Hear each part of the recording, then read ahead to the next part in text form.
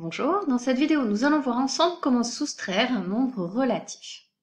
On commence avec un rappel rapide sur les additions et surtout sur la façon dont on les a représentées sur un axe gradué. Si je veux effectuer -3 plus -2, je commence par effectuer un déplacement qui correspond au nombre relatif -3. Je place un personnage sur l'origine de la droite graduée et je me déplace de 3 graduations puisque la valeur absolue de -3 est 3. Dans le sens opposé au sens de la flèche, puisque le signe de -3 est négatif. Ensuite vient une addition. Je vais donc effectuer le deuxième déplacement à la suite. Ce deuxième déplacement correspond à -2. Je me déplace de 2 graduations, toujours dans le sens opposé à la flèche. Je retrouve que -3 plus -2 est égal à -5. Je le savais parce que je connais la règle sur les additions de deux nombres relatifs. Lorsque j'ajoute deux nombres relatifs de même signe, je garde le signe et j'ajoute les valeurs absolues. Ce qui nous intéresse maintenant, c'est ce qui se passe si à la place d'une addition, j'ai une soustraction. Le calcul commence de la même façon.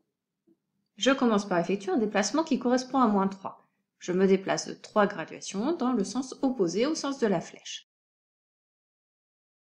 Et maintenant, c'est là que tout change. Au lieu de faire à la suite un deuxième déplacement qui correspond à -2, je vais faire le déplacement mais dans le sens opposé. L'opposé de -2, c'est +2. Je vais donc, à la suite de mon déplacement qui correspond à -3, faire un déplacement qui correspond à +2. -3 moins -2, c'est -3 plus +2. J'ai changé l'opération soustraction en une addition, mais j'ai en même temps changé le signe du nombre qui suivait. Donc à partir de -3, je vais maintenant faire un déplacement qui correspond à +2, je change de personnage et je me déplace cette fois-ci dans le sens de la flèche, puisque le signe est positif. Je me déplace de 2 graduations, puisque la valeur absolue est égale à 2. Je retrouve que -3 plus +2 est égal à -1. Je connaissais la règle, puisque j'ajoute deux nombres relatifs de signes différents. Je prends le signe de celui qui a la plus grande valeur absolue. La plus grande valeur absolue, c'est 3, donc le signe est négatif. Et je soustrais les valeurs absolues. 3 moins 2, c'est bien égal à 1. On retrouve -1. On fait un deuxième exemple en se servant de la droite graduée. Je voudrais calculer -3 moins +2. Je me place à l'origine et je me déplace pour commencer de 3 graduations dans le sens opposé au sens de la flèche. Je dois ensuite soustraire +2. Je vais donc ajouter l'opposé de +2, je vais me déplacer dans l'autre sens. L'opposé de +2, c'est -2. Donc au lieu maintenant de me déplacer de 2 graduations vers la droite, je vais me déplacer de 2 graduations vers la gauche, dans le sens opposé au sens de la flèche. Donc -3 moins +2 correspond à -3 plus -2, et on sait que le résultat de cette opération est égal à -5. J'ajoute deux nombres relatifs de même signe, je garde le signe, j'ajoute les valeurs absolues. Encore quelques exemples avant de voir la règle. Effectuons ensemble +2 moins -1. Je place le personnage au point d'abscisse 0. +2 correspond à un déplacement de 2 graduations vers la droite. Ensuite, je dois soustraire -1. Je vais donc ajouter l'opposé de -1, c'est-à-dire +1.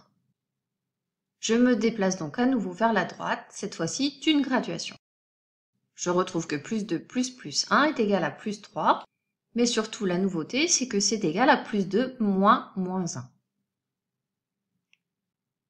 Passons à la deuxième soustraction. On commence avec un déplacement vers la droite de 2 graduations, puisqu'on commence par +2. Et maintenant, au lieu de faire à la suite un déplacement d'une graduation vers la droite, qui correspond à +1, je vais faire le déplacement dans le sens opposé. Je vais donc faire un déplacement d'une graduation vers la gauche. +2 moins +1 est égal à +2 plus -1.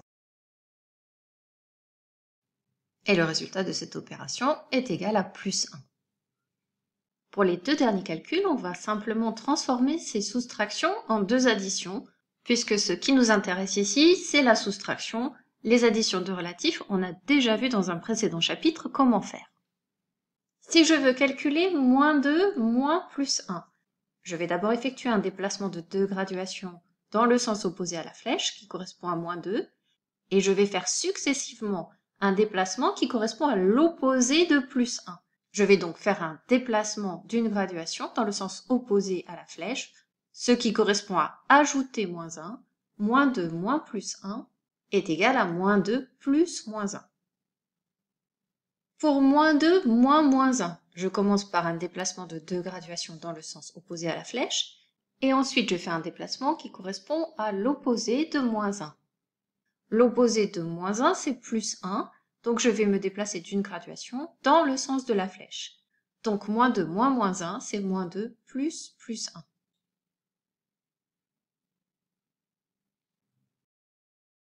La règle dont on vient de se servir est la suivante. Soustraire un nombre relatif, c'est ajouter son opposé. Quand on a une soustraction, on se ramène donc à une addition. Finalement, ce n'est pas une nouvelle opération, c'est simplement ajouter l'opposé du nombre qui suit. On s'entraîne sur des exemples avant de terminer cette vidéo. J'ai ici 4 soustractions. La soustraction, c'est l'opération que je fais entre mes deux nombres relatifs. À ne pas confondre avec le signe négatif qui est dans la parenthèse. Je vais modifier toutes ces soustractions en addition. Et maintenant, on va ensemble trouver les signes des nombres entre parenthèses qui manquent. Dans le premier calcul, j'avais plus 6 moins 3. Si je transforme cette soustraction en addition de l'opposé, ça me donne plus 6 plus l'opposé de moins 3, plus 3. Dans le deuxième calcul, plus 5 moins plus 1, ça me donne plus 5 plus l'opposé de plus 1, c'est-à-dire moins 1.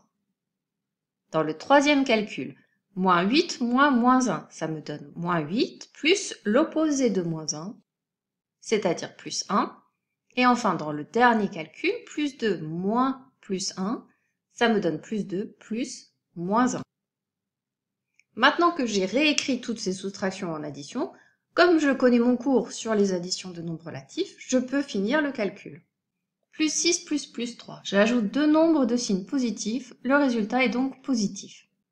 Pour calculer la valeur absolue du résultat, j'ajoute les deux valeurs absolues, 6 plus 3, 9. Le deuxième calcul, plus 5 plus moins 1, j'ajoute deux nombres relatifs de signes différents, le signe du résultat et le signe du nombre qui a la plus grande valeur absolue. La plus grande valeur absolue, c'est 5. Le résultat est donc positif. Pour trouver la valeur absolue du résultat, maintenant, je fais la différence entre la plus grande et la plus petite des valeurs absolues. 5 moins 1 est égal à 4. Donc ce résultat est égal à plus 4. Passons à moins 8 plus 1. J'ajoute à nouveau deux nombres relatifs de signes différents. 8 est la plus grande des valeurs absolues. Le signe de moins 8 est moins, donc le résultat a un signe négatif. Pour trouver la valeur absolue, j'effectue la différence entre la plus grande et la plus petite des valeurs absolues. 8 moins 1 est égal à 7. Donc le résultat de cette addition est égal à moins 7. Et enfin, le dernier calcul, j'ajoute deux nombres relatifs de signes différents. Je garde le signe de celui qui a la plus grande valeur absolue. Le signe est donc positif puisque 2 est la plus grande valeur absolue. Et pour trouver la valeur absolue du résultat, j'effectue 2 moins 1. 2 moins 1 est égal à 1. Maintenant, tu sais comment on peut soustraire un nombre relatif. Il suffit d'ajouter son opposé. Entraîne-toi sur des exercices pour t'assurer d'avoir bien compris ce cours. À bientôt pour une prochaine vidéo.